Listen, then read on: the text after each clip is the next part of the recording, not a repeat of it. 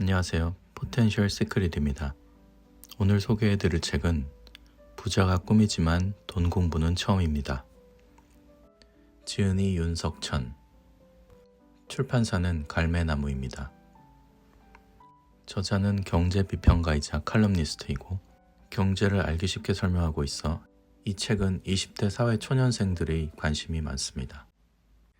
들어가며 지금 자산시장은 어디로 가고 있는가?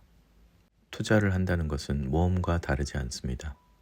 준비 없이 모험에 나서는 일을 자연히 용납하지 않듯 심사숙고의 과정 없이 투자에 나서는 일을 시장은 봐주지 않습니다. 자산시장은 어떤 식으로든 시대 변화를 반영합니다. 거시적인 환경뿐만 아니라 미시적 변화에 따라서도 오르고 내립니다. 이런 변화에 투자자는 어떻게 대응해야 할까요? 무엇보다 넓게 살펴보고 세심히 따져볼 줄 아는 눈이 필요합니다. 그것을 가질 유일한 방법은 공부입니다. 공부에서 가장 중요한 요소는 뭘까요? 튼튼한 기초입니다. 이 책의 목적은 기본 다지기에 있습니다. 3년 전 유통대기업에 입사한 32살 김모 씨는 취업문만 통과하면 탄탄대로가 열릴 줄 알았습니다.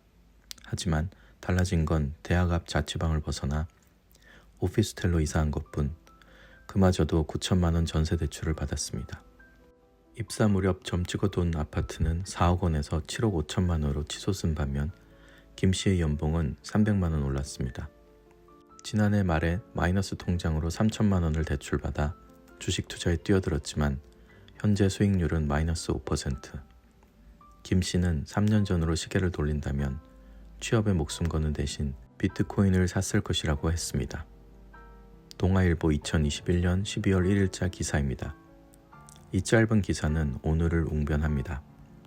김모 씨는 열심히 공부했고 치열하게 살아왔을 겁니다. 취업하기가 하늘의 별을 따듯 힘든 시기에 대기업에 입사했으니 말이지요. 하지만 바뀐 건 별로 없습니다. 여전히 대출 인생에서 벗어나지 못했습니다. 열심히 일만 하는 우리는 불안합니다. 노동만이 희망이라 믿었던 스스로에게 화가 납니다. 남부럽지 않은 두뇌와 젊음을 가졌음에도 자본주의 경쟁에서 밀리고 있다는 생각은 우리를 초조하게 합니다. 제가 하고 싶은 말은 분명합니다. 누구나 투자를 하면 돈을 버는 때가 있습니다. 돈의 액수에서 차이가 있을 뿐이지 시장이 호황국면일 때는 거의 모든 투자자가 돈을 법니다. 하지만 이런 경우는 흔치 않습니다. 대부분의 시간 동안 시장은 냉혹합니다. 돈을 버는 사람은 극소수이고 대부분은 돈을 잃습니다. 특히 누군가가 돈을 많이 벌었다는 소문이나 뉴스가 퍼지고 뒤늦게 시장에 뛰어든 사람은 대체로 손실을 봅니다. 이른바 상투를 잡은 사람이 이런 부류입니다. 투자는 매우 어렵습니다. 누구나 쉽게 돈을 벌 수 있다면 그곳은 시장이 아닙니다. 시장은 거친 폭풍우가 몰아치는 바다와 같습니다. 자칫 침몰하기 쉽습니다. 매우 노련하면서도 현명한 선장만이 배를 안전하게 몰아 최종 목적지에 도달할 수 있습니다. 투자는 심사숙고와 인내의 과정입니다. 이를 지나야만 달콤한 과실을 선물합니다. 시장은 냉혹한 판관입니다. 준비되지 않은 사람에게 벌을 내리고 준비된 자에게 상을 줍니다.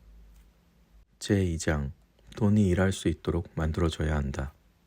내가 가진 돈의 가치를 높이려면 어떻게 해야 할까? 현대사회의 메가트렌드 초저금리.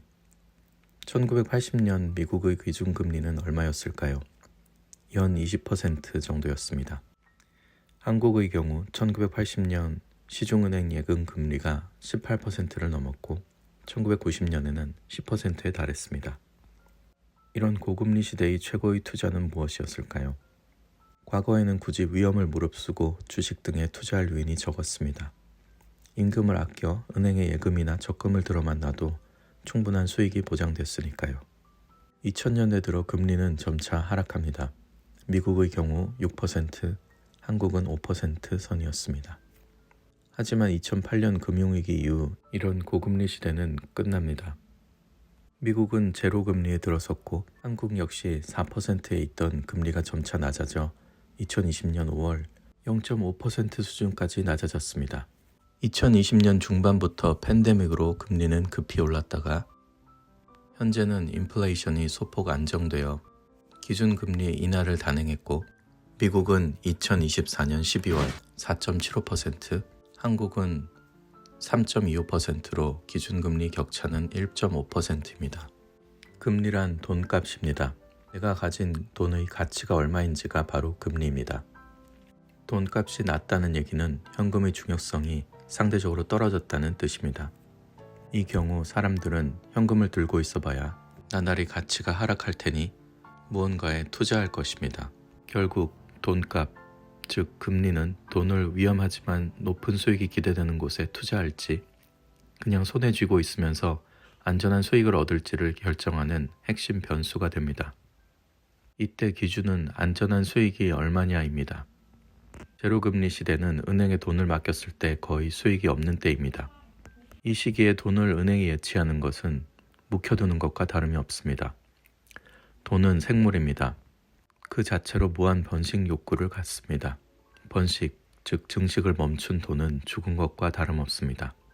저금리 시대는 투자의 시대를 만드는 가장 큰 원인입니다. 이제는 돈이 일을 할 수 있도록 주인이 노력하고 경주해야 하는 시대입니다.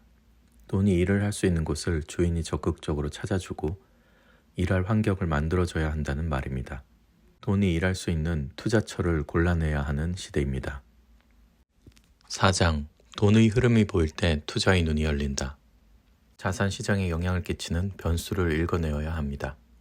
환율은 한국 경제를 이해하는 필수 개념입니다. 대외 의존도가 높은 경제 구조 때문입니다. 일반적으로 환율 상승은 한국 경제에 긍정적이라고 얘기합니다. 그런데 환율이 오르면 수출 기업에 유리하다는 것도 과거의 일입니다. 한국의 수출 대기업들은 이미 세계화로 국내에만 생산 기지가 있는 게 아닙니다. 특정국의 통화 가치에 영향을 미치는 변수는 무수히 많습니다. 금리, 지정학적 변수, 경제 기초 체력, 무역 수지, 경상 수지 등 셀 수 없을 정도입니다. 그 중에서도 가장 중요한 변수가 있습니다. 바로 해당국 경제가 얼마나 튼튼한지입니다. 2022년 8월로 보면 미국 달러가 초강세입니다. 미국이 다른 나라에 비해 상대적으로 경제가 강건하기 때문입니다. 환율이 적정 수준을 넘어 크게 오른다면, 특히 다른 나라 환율은 안정적인데 원달러 환율만 그런 현상이 두드러진다면 한국 경제의 건강에 이상이 있다는 얘기입니다. 무역 적자가 깊어진다든지 한반도의 지정학적 상황이 돌변하는 경우가 대표적입니다. 이런 경우 원달러 환율이 급등합니다. 반대로 환율이 안정적인 하향세를 보인다면 이는 그만큼 한국 경제가 건강하다는 신호입니다. 해외에서 돈이 들어올수록 원달러 환율은 하향세를 보입니다. 환율은 금리와도 깊은 상관관계를 갖습니다. 돈은 환율이 안정적이라면 금리가 높은 쪽을 선호합니다. 원달러 환율이 1200원대에서 안정된 상태라고 가정해 봅시다. 한데 미국 금리는 2%이고 한국 금리는 4%라면 여러분은 어떤 나라에 예적금을 들겠습니까? 아마도 한국을 선호할 것입니다. 단 전제 조건이 있습니다. 말했듯이 환율이 안정되어 있어야 합니다. 2022년 8월 한미 기준금리가 역전했습니다. 지금도 역전되어 있습니다. 미국 금리가 한국보다 높다는 얘기입니다. 왜 역전이라는 단어를 쓰는 걸까요? 미국은 기축 통화국입니다. 금리가 한국보다 조금 낮아도 대부분은 달러를 원화보다 선호합니다. 그런데 이런 기축 통화국 금리가 한국보다 높아지니 역전이란 표현을 쓰는 겁니다. 기축 통화국 금리가 타국보다 높다면 일반적으로 세계의 돈은 미국으로 쏠립니다. 한국 입장에서는 외화 유출을 걱정해야 하는 상황입니다. 그렇다면 어떻게 해야 할까요? 우리나라도 금리를 올려 미국 금리를 따라가는 방법밖에 없습니다. 한데 이때 환율이 급등하는 현상이 지속되면 외화 이탈은 가속화될 수밖에 없습니다. 이를 막으려면 결국 금리를 더 올리거나 한국 경제의 미래가 건강하다는 전망을 외국 투자자에게 확인시켜주는 방법밖에는 없습니다. 자산 시장 중에서도 부동산 시장은 금리 변화에 민감합니다. 부동산 시장은 대표적인 부채 의존 시장입니다. 자신이 가진 현금만으로 부동산을 사는 사람은 거의 없습니다. 대부분 부동산 담보 대출을 받습니다. 이때 대출 금액은 비교적 큽니다. 금리가 꾸준히 강하게 오르면 대출 금리가 뜁니다. 차주의 부담은 빌린 액수가 클수록 커집니다. 3억 원을 3%로 빌렸을 때와 6%로 빌렸을 때의 이자를 생각해 보세요. 3%일 때는 연 900만 원을 부담하면 됐지만 6%가 되면 1,800만 원을 내야 합니다. 매달 150만 원을 이자로만 부담해야 합니다. 일반적인 중산층이 감당할 수 있을까요? 부동산 시장은 금리가 강하게 지속적으로 오르는 상황에선 하락 압박을 받을 수밖에 없습니다. 반대의 경우도 성립하겠지요. 저금리가 장기간 지속될 수밖에 없는 환경이라면 빚을 내는데 부담이 없습니다. 지난 몇 년 한국 부동산이 화랑을 보인 건 이 때문입니다. 한국 부동산만이 아니라 전 세계 부동산 시장이 활활 타올랐습니다. 다만 2022년 불거진 높은 인플레이션으로 인해 한국만이 아니라 전 세계 부동산 시장이 금리의 강한 인상으로 하락 압박을 받았습니다. 이런 흐름은 어느 정도 이어질 것으로 예상됩니다. 5장 변덕스러운 시장에도 투자 적기는 있다. 금리 움직임을 주시하고 정부 정책의 행간을 읽고 자산 시장의 주기를 읽어야 합니다.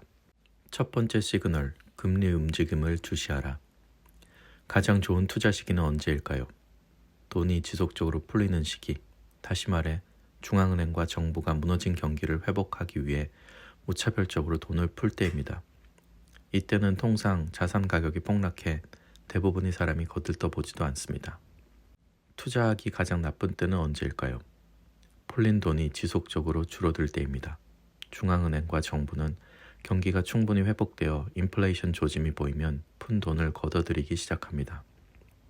중앙은행은 기준금리를 지속적으로 올리고 정부는 무차별적 재정 확대 정책에서 서서히 발을 뺍니다. 실제로 2022년 1월 미국의 주식시장을 비롯해 전 세계 주식시장은 역사적 고점에 이르렀습니다. 부동산 가격도 비슷합니다. 초보 투자자들은 이때 혹은 그 직전의 시장에 뛰어듭니다. 자산 가격이 많이 올라 투자 이득을 본 사람이 주변에 많기 때문입니다. 이런 소문은 초보 투자자의 눈과 귀를 막습니다. 더 이상 늦어서는 안 된다는 조바심에 앞뒤 가리지 않고 자산 시장에 투자를 하게 합니다. 고점에서 풀린 돈이 곧 거두어들여진다는 사실을 망각하는 겁니다. 상투를 잡는 투자자들이 생각보다 많은 이유입니다. 반면 이득을 본 사람은 누구일까요?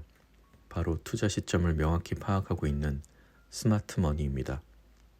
이들은 뒤늦게 몰려든 사람들에게 자산을 팔고 유유히 시장을 떠납니다. 그리고 기다립니다. 또 다른 투자 적기가 올 때를 말입니다. 미국의 금리로 시장을 예측하라. 미국 달러는 절대적 기축 통화입니다. 이는 세계 경제 흐름을 이해하는 데 매우 중요합니다. 기축 통화란 세계의 돈이기 때문입니다. 미국 달러가 얼마나 풀리느냐 혹은 얼마나 줄어드느냐는 미국 자산 시장에만 영향을 끼치지 않습니다. 전 세계 자산 시장에 영향을 줍니다. 지난 팬데믹 때 중앙은행인 연준이 이른바 완화적 통화 정책, 즉 금리를 지속적으로 내리는 정책을 펼쳤습니다. 이때 달러는 수익을 쫓아 세계로 퍼집니다. 저금리는 달러를 빌리는데 매우 용이한 환경을 만듭니다. 싼 금리로 빌린 달러가 고수익을 찾아 전 세계로 퍼지게 됩니다. 이는 결국 전 세계 자산 시장을 올립니다. 반대로 미국 중앙은행인 연준이 긴축을 시행, 즉 지속적으로 달러를 걷어들이면 어떻게 될까요? 전 세계로 퍼졌던 달러는 미국으로 퇴장합니다. 금리가 오르면 달러를 빌려 투자에 나섰던 자금의 수익성이 하락합니다. 달러 자금은 이미 충분한 수익을 거둔 상태이기 때문에 대부분 미련 없이 그동안 사들였던 자산을 매각하고 자국으로 회귀합니다. 이런 경우 자산 가격은 대체로 하락세로 돌아섭니다. 투자 시점은 결국 향후 금리 추세의 전망에 따라 결정됩니다. 중요한 건 국내 금리 추이와 미국 금리 추이를 동시에 봐야 한다는 점입니다. 달러가 세계의 돈인 이상 피할 수 없는 운명입니다. 두 번째 시그널, 정부 정책의 행간을 읽어라. 빚내서 집을 사라. 집값이 큰 폭으로 내릴 수 있으니 추격 매수를 자제하라. 위의 두 상반된 메시지는 우리나라 경제를 책임지던 두 경제부총리의 말입니다. 2014년 무렵 박근혜 정부 최경환 부총리는 빚내서 집을 사라고 외쳤습니다. 반면 2021년 여름 전국적으로 부동산 값이 최고조에 달한 무렵 문재인 정부 홍남기 부총리는 집값이 큰 폭으로 조정될 가능성이 있으니 매수를 자제하라고 강조했습니다. 문재인 정부는 2017년 5월에 출범합니다. 출범하자마자 부동산 시장의 상승세가 문제가 됐습니다. 취임 한 달 만에 부동산 시장에 선전포고를 했고 규제가 연이었습니다. 하지만 2018년부터 부동산 시장은 급등세를 보입니다. 부동산 대책은 총 24회에 걸쳐 이루어집니다. 그러나 부동산 가격은 안정되지 않았습니다. 이를 보면 정책이란 시장 가격에 별다른 영향을 미치지 않는 듯합니다. 정책은 분명 시장에 영향을 미치지만 정책만으로는 시장 가격을 쥐락펴락할 수 없습니다. 시장 가격을 결정하는데 더 큰 변수가 있다는 건데 그건 바로 유동성입니다. 2022년 1월 부동산 시장의 분위기가 바뀌었습니다. 이처럼 부동산 시장이 안정세로 돌아선 원인은 바로 유동성 축소와 부동산 정책이 일치된 모습을 보였기 때문입니다. 한국은행의 기준금리는 2021년 8월부터 올랐습니다. 한국은행은 금리를 올리면서 같은 방향을 유지할 것이라고 강하게 예고했고 실제로 그렇게 했습니다. 거시적 측면에서 유동성 축소가 이루어졌다고 보면 됩니다. 미시적 측면에선 부동산 관련 대출 규제가 본격적으로 시행됩니다. 미시적으로 부동산 시장에 유입되는 자금줄이 조여들면서 정책이 비로소 작동하기 시작한 겁니다. 이에 더해 공급을 확대하는 정책도 한몫했습니다. 3기 신도시가 본격화되고 공공주도 주택공급 대책으로 80만 호 이상의 주택이 신규로 공급될 것이 확실해졌습니다. 수요 억제, 공급 확대 정책이 어느 정도 효과를 보인 겁니다. 정부 정책에 역행하지 말라는 투자자라면 소중히 간직해야 할 금원입니다. 세 번째 시그널, 자산시장의 주기를 읽어라. 최적의 시점을 선택했느냐는 투자 성공 원인의 절반 이상을 차지합니다. 전문 투자자가 아니라면 기다릴 수 있어야 합니다. 조정기 및 하락기는 반드시 온다는 믿음을 가져야 합니다. 그때까진 열심히 총탄을 마련해야 합니다. 총탄이란 자기 자본을 의미합니다. 빚에 의지한 투자는 조급함을 낳고 이는 실패로 연결되기 쉽습니다. 차분히 인내심을 갖고 기다리면 기회가 옵니다. 인내심은 투자의 가장 큰 덕목입니다. 마지막으로 맺은 말입니다. 우리는 대체로 잘 살기 위해 공부를 합니다. 이상하게 대부분의 사람은 투자 공부를 학업만큼 열심히 하지 않습니다. 주식이나 부동산을 살 때 해당 기업이나 부동산을 얼마나 열심히 분석하고 공부하나요? 자문해 볼 일입니다.